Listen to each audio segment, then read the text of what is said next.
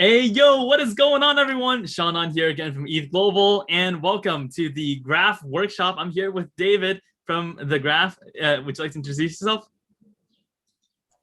For sure. Yeah, I'm Dave. I've been working at the Graph for the last 3 years, focusing on the smart contracts and the protocol, and a lot of subgraphs as well, hence why I'm doing this presentation today.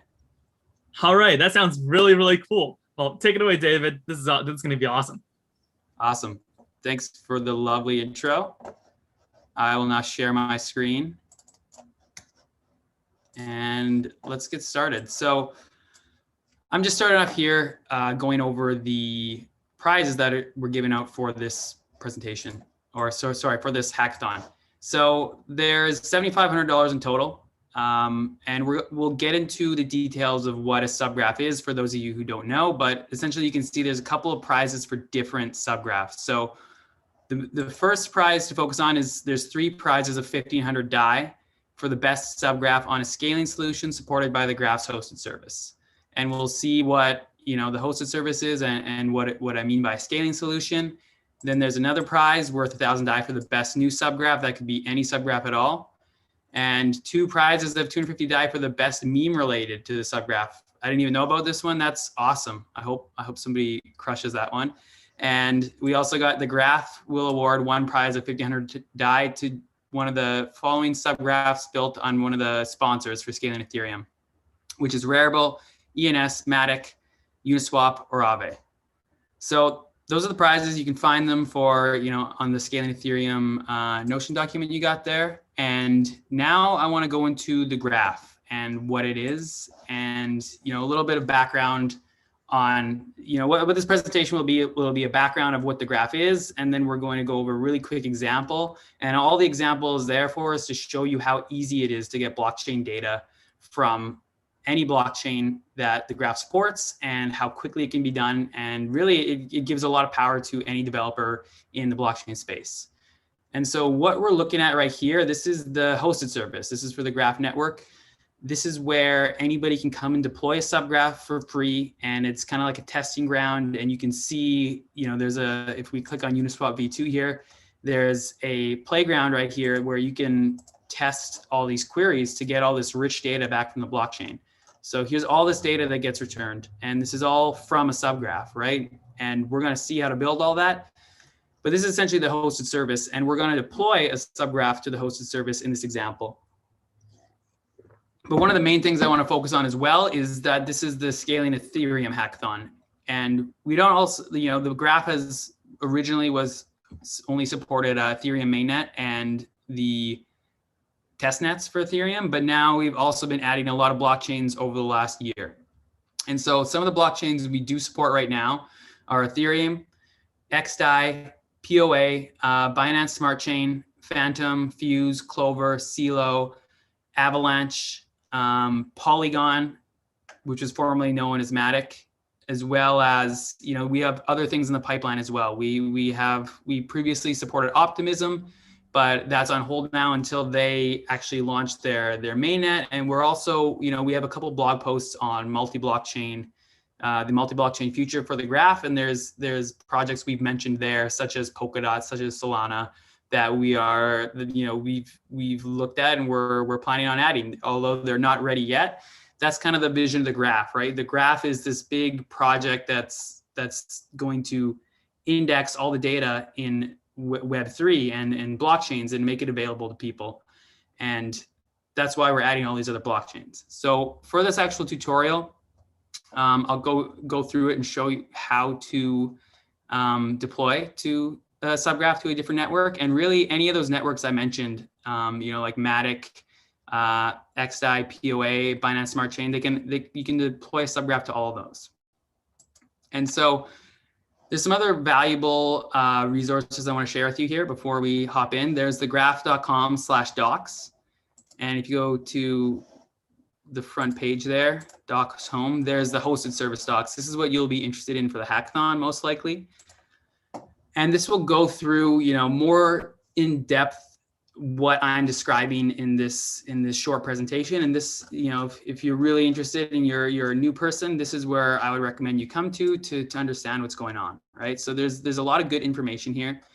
I'm not going to go over all of it. I'm going to go over a subsection of it to allow us to complete deployment of a subgraph today. So, one other thing I should probably get into before I show you how to deploy a subgraph is really, what is a subgraph? And, a subgraph is basically it's like a subset of data that is being extracted from a blockchain and presented to somebody in an indexed way so it can be queried. You can take basic blockchain data that's very simple. It's the stationary value that is updated on Ethereum, and you can build historical data from it. So what it allows you to do is extract all this rich data out of blockchains, index it, put it in a database, and have it, queryable in a super fast manner. Because if anyone's ever dealt with Ethereum development, many years ago before the graph existed, it was really, really slow to query, an EVM node directly. And part of that reason is the EVM node is not built to return queries, right? It's this decentralized network that is, its goal is to make sure that the chain, the blockchain goes in the right order. There's not too many uncles. The chain doesn't fork. All this. That's what it's more focused on, the distributed peer-to-peer solving of blocks, right? It doesn't care too much about allowing all the data to be accessed very easily. So that's where the graph comes in. It's this layer on top of, blockchains that allows data to be extracted. So that kind of defines what the graph is. Now, what is a subgraph? It's if you really dig into this whole document right here, the docs, it'll describe it. But essentially a subgraph, my favorite way to describe it to somebody new is looking at the subgraph manifest. So the subgraph manifest is a YAML file, and it's actually really easy to digest once you read it. It's very human readable. And as you can see right here, this is just, getting right into it. The spec version is 0.01. That's pretty straightforward. Description, Gravatar for Ethereum. So Gravatar is the name of the example subgraph that we're looking at today. Repository on GitHub. Schema, and we'll see what the schema is in a second. It's a GraphQL schema. If you're familiar with GraphQL, that's great. If not, I'll give a very short explanation. And then we get into the data sources. So this is where it gets, a lot more, this is where the subgraph itself starts to designate what specific blockchain data it wants from a specific blockchain and from what specific contracts. So if we go down, this kind is an Ethereum contract. Its name is Gravity. It's on the Ethereum mainnet. And here we go, this section right here, source. So this is, a contract on Ethereum mainnet. And we're telling it the start block that this contract was deployed on chain. Reason for that is if you know when it was deployed, you can skip, the first 6 million blocks here. You don't have to, the graph node does not have to index all those past blocks. You can skip right to when it was deployed. And so you can see that's how we're starting to really hone in on the specific information that we're trying to extract from the blockchain. And now we have, we've identified the blockchain. We've identified the contract we're looking at. Now let's figure out what we want from that specific contract. Now there's a few things that we can get. We have these things called event handlers, call handlers, and block handlers. So if you're familiar with Solidity, there are events that can be emitted by smart contracts. And so a Solidity developer will create events, and it's basically just, it's information that's output as an event. It's not stored persistently on chain anywhere. It's in storage. So it's a lot cheaper to emit an event. And usually an event should be triggered after a function does something that updates, the smart contract storage. And then, you want to release that information to, the world in a more easier manner, right? So that's what events are there for. And, in my experience, most subgraphs can be written with just event handlers, but what we also have are call handlers. So call handlers are executed when a specific function is called on a smart contract. So each function has a specific function signature, which can be detected by the graph node. And so if a function is called, we can trigger on that as well. And when these event handlers and call handlers happen, what we're doing is we're running a mapping, and you'll see this, the mappings are written in TypeScript. And this mapping called handle new gravatar, it actually gets run and it stores this information in the blockchain, or sorry, in the subgraph. And so what we're doing with these handlers is really like, it's taking specific information on the blockchain from events or from calls, and then storing it in the subgraph specifically. And so it's really, really powerful. We've gone from, you pick your blockchain, you pick your address on that specific blockchain of this smart contract you're looking at, and you pick the specific functions that you're interested in and the specific events that are emitted. And then you can build really, really rich and important data structures that can be, released in this subgraph that the whole world can query. And so one thing to also mention, because for example, like there's a couple blockchains that are EVM forks, like Polygon, right? But if it's an EVM fork and they only support Geth, which is the case for Polygon, it means that call handlers won't work. And the nuanced reason for that is that the call handlers only work on the Open Ethereum node. So that's why it works for Ethereum mainnet. You just have to run an Open Ethereum node that's an archive node, and then you can do these call handlers. So if you're running on something like Polygon, which is deliberately a fork of Geth, you'll only be able to use event handlers and block handlers. And so that's just something to note. If you ever have any questions, you can come visit us in our Discord channel, and we can help you out there for sure. And the last one are block handlers. Obviously, that just happens on a block. Whenever a block is ingested by the graph node, you can trigger something. But I don't see these used too often because it's actually quite expensive to trigger every time that a block is emitted. It's a lot of work to do, and there's not many use cases that I've seen other than, if you want to store specifically Ethereum block information in like a block subgraph. So that's good to note. Most likely you'll be dealing with event handlers anyway, so you probably won't have to worry too much about the call handler scenario I just described. Next, if we get into the GraphQL schema. So yes, this is the schema that defines the objects that you want to be displayed in your subgraph. So if we quickly go back to the Uniswap subgraph, this is what I'm talking about. This is a entity, as we call it. And if you're familiar with Uniswap, there's a token. This could be the graph token. It can be any token, and it has all total supply in the the Uniswap or the Uniswap exchange or on-chain exchange, right? And how much trade volume, total all time, how many transactions have happened, the symbol, all this information, right? You have other ones as well, like a user, so you can see what liquidity positions a user has, what transactions they've done. And this is also interesting. We have pair day data and pair hour data. So this is information that allows us to store, historical graphing data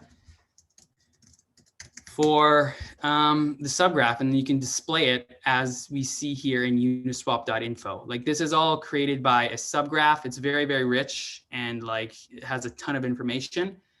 And that's just not stored in the smart contracts because that would be super expensive. Actually, would never work on Ethereum, right? But you can create a subgraph and you can build these, and then anybody can use it. It's really, really powerful.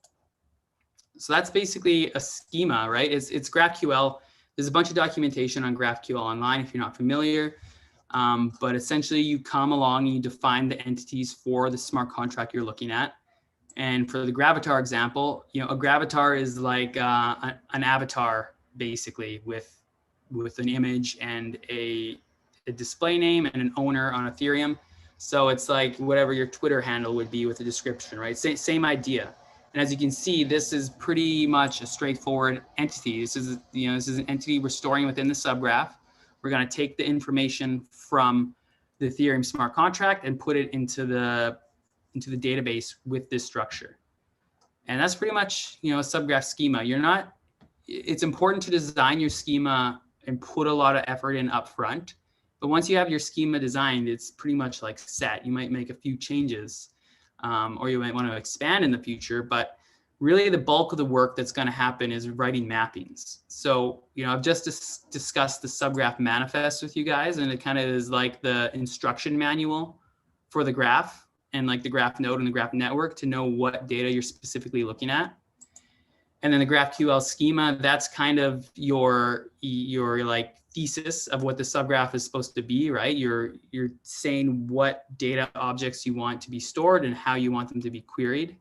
And lastly, we're going to do writing the mappings, which is the bulk of the work, really, because the two things I described are more, or it's an instruction manual and a thesis. And this is the part where you connect, what's on the blockchain to what you're trying to build in your thesis with your subgraph.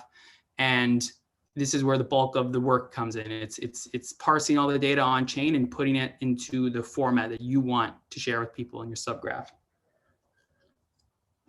So the mappings are written in TypeScript and they compile down to assembly script. And essentially, as you can see here, we have, a mapping. This is TypeScript code. We have an event. So this is an event in the smart contract that you'll see in a little bit. It's called new gravatar. And so there's this function handler, handle new gravatar, which we saw up in the scheme or in the manifest. And essentially that means when this event is emitted on chain, this code is going to run. So when it happens, we create a new gravatar entity. We give it the ID that was emitted in the event. And we're just simply setting the variables we saw on chain in the event to the entity we have in the subgraph. So this is event.parameters.owner, and we're storing it right in the subgraph. And then we have another one down here for handling the upgrade or the updating of a gravatar. And this is a really simple mapping right here. And it really, isn't too complex, but you can do a ton. Like if you look at the Uniswap subgraph, which is, open source, there's a ton of stuff that's happening there to make those rich charts that I showed you earlier. So now let's get into the actual deployment of one of these subgraphs now that I've explained it to you. So if we go here, this is the graph. We're at the Explorer. You are going to log in with your GitHub account and go to your dashboard. And what you're going to do is you're going to add a subgraph. And so I'm going to name this Scaling Ethereum Presentation. And before I get into deploying this, I'd like to ask if there are any questions from the people viewing.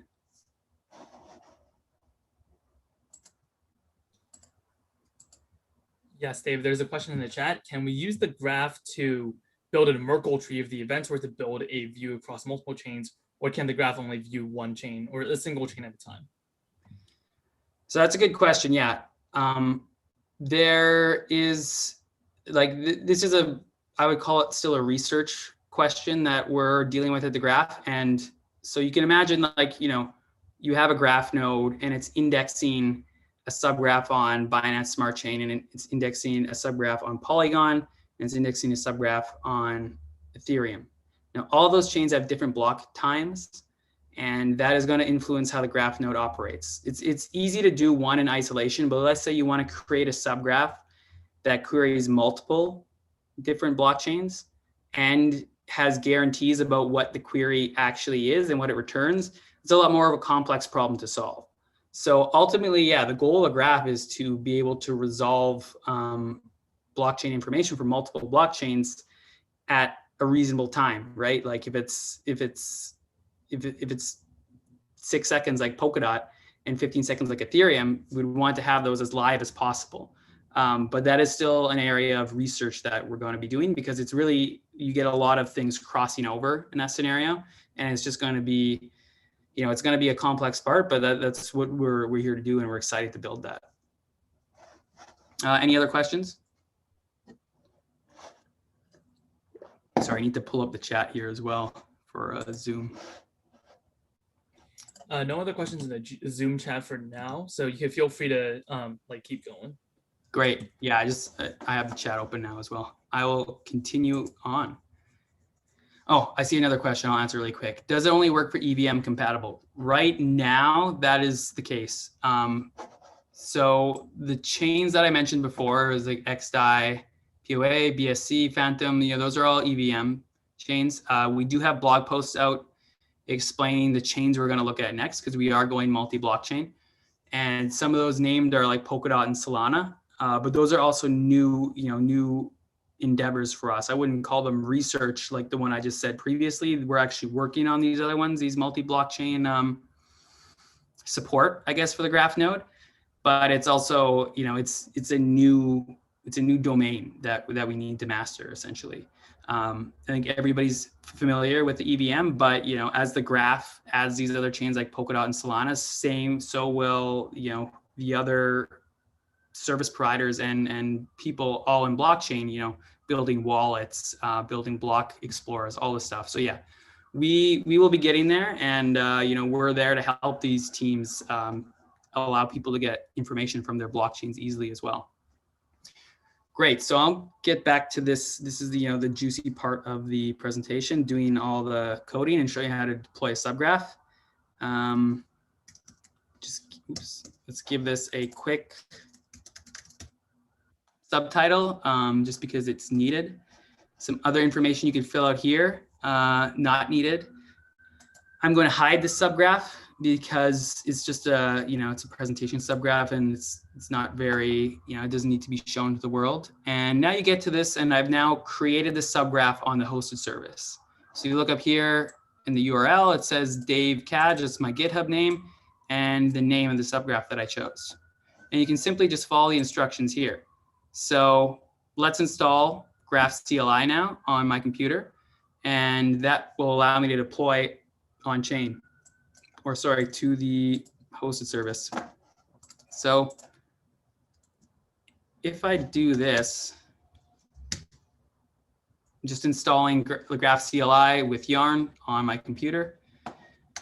Let's go back to the presentation. All right, so that's installed. Now we need to init a project. So this is the example project I'm going to do. We have to run this command here. So this is just creating the repository. We made this command for people to scaling. We made this command to make it easy to set up the repository. It's kind of like scaffolding code.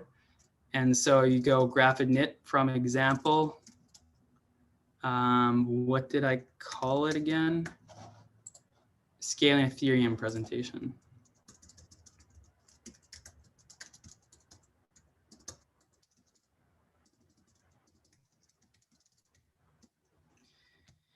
And this should work. It should take about 20 to 30 seconds. And this is all that this command is doing, is it's setting up this scaffolding code. And what we're going to see is it's actually going to set it up, and it's going to be for mainnet Ethereum. But something I want to focus on here is how you would deploy it to a different chain. And so I'm actually going to deploy this to Ethereum mainnet, but I'm going to go through how you would deploy it to Matic or Binance Smart Chain or whatever EVM chain that you're actually using. We'll just keep waiting for it to finish here. Great. And so before I do that, let's go back here, and it's asking me to run yarn install and yarn code gen.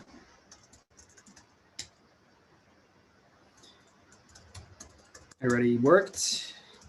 So code gen is, oh yeah, sorry, I have to actually CD into that folder. So now I'm in the folder that I just created with graph init. Now let's run yarn install. Now let's run yarn codegen.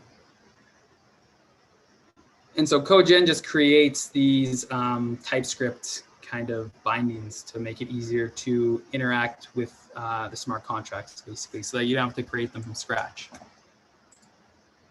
And so now we're at the point where we're going to deploy it, and it asks us to run graph auth. And so we're deploying to the hosted service, which is this, and the access token. So first I'm going to copy this and go to my terminal. And it's asking for my access token. And this allows you to deploy to the hosted service. So I copy my access token here, which is shown right there. It'll be there for, it'll be different for yourself.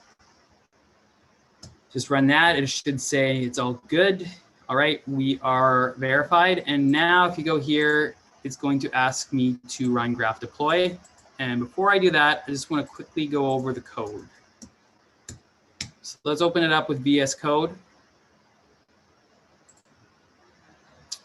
And this is the repository. This is what a typical Subgraph repository looks like. You know, this was auto-generated with graph init. And I'll focus on the files I've already showed you guys. So let's go here. This is the manifest that I showed you guys earlier, right? You know, we're on Ethereum mainnet. This is the smart contract address. So the thing that I want to point out here is if you're deploying to a different chain, you're essentially going to type in the command here like Polygon, and that's all you have to do. Now you're pointing to a different chain, and now let's say you have your own smart contract on Polygon. You're going to type in the address that you have for that, or whatever project that you're indexing on there. So then, you know, and if it's a different smart contract, you're probably going to have a different handler. So you say like handle transaction, right? And you're just going through and updating this. I'm going to revert all the changes I did here because we're still going to be dealing with this Gravatar contract on mainnet. But, you know, the other thing to focus on is I don't know the exact command for Binance Smart Chain, but it's probably BSC. You know, if you're doing POA, it's going to be that. It's very simple. You just we have the documentation for all that as well. So let's replace that with mainnet, and that's how you can really deploy to any of these networks. And so, you know, in relation to the prizes and stuff, that'll be very helpful for you because likely with this hackathon, you might be deploying on something that is you know, L2 or some other network. So that's something to pay attention to. Here is the schema. As you can see, it's just very, very simple. It's a Gravatar, has the ID, owner, display name, image URL, and that's all we're storing in this subgraph, right? And so if we go up here, you need the ABI to create the TypeScript bindings. This ABI comes with, you know, every smart contract that's created. You should be able to find it online, or you should have it yourself. It's just a binary file we don't have to worry about. The contracts, now you don't have to store the contracts in the folder. This is just here for convenience. And as you can see, these are the events I'm talking about. This is how the event handler runs. These events are, you know, emit new Gravatar. It's emitted when this function is ran. And we're basically just going to store this information in the subgraph. So, you know, this contract, like I said, only here for, you know, learning purposes. You don't need to include that in your own subgraph folder. These are just generated files. That's what happens when you run yarn code gen. Migrations are the typical, you know, migrations that come with the, you know, kind of like truffle and everything. We don't have to worry about that. A bunch of setup files, and now the source code. And this is the mapping that I've been talking about. So as you can see, this is also very straightforward. It's, you know, it's triggering on that event, and it's creating a new Gravatar and storing this information and saving it. So saving it goes into the subgraph. You're saving it in the database. And once that's saved, that means you can now load that entity, and that's how you update it essentially. And this is a common pattern you see. Sometimes you might load it and it might not exist yet, so it returns null, and then you create a new one. And so that's a mapping, and this is likely going to be where the bulk of your code is ran or created, because, you know, this one's really simple. But if you go to the Uniswap subgraph, I think it's thousands of lines of code. And that's really where the bulk of the work is, because it's where you're taking what exists and you're making it into what you want it to be, right? So, you know, that's pretty much, you know, all you got to see in this repository. And let's now deploy this this subgraph. So let's copy this, and I'll just have to replace this with, what did I call it again? I'll just get it from here. So scaling Ethereum presentation. Next time I'll pick a shorter name. And this should deploy. And so right now, this is, you know, connecting to the hosted service, sending all the subgraph WASM files to the hosted service, uploading the WASM files to IPFS so that, you know, they're out there. And so in the graph network, everybody could grab them. And now it's deployed. So if we go here, before it was in an undeployed state, now it's deployed. And you see it's already synced up. It's already synced up 12 million blocks because this subgraph already exists. But as you can see, all this information is stored within the subgraph, and we're extracting this from the blockchain. So, this is, the example query showing the first 5. But really, all this information is taken off from chain, like taken from on chain, and it's really easy to query. It's milliseconds to get this information, and now you have this endpoint that anybody can query around the world and get this information. And that's what makes the graph so powerful. And as we have this platform, people will continue to build on it and build and find new ways to present information to people around the world. And as more information gets stored on blockchains, that just makes the graph, that much more useful to the world to use as a querying protocol and an indexing protocol. So that's all I have to say for the presentation. I'd love to take any more questions that people have. Wow, that was an amazing presentation.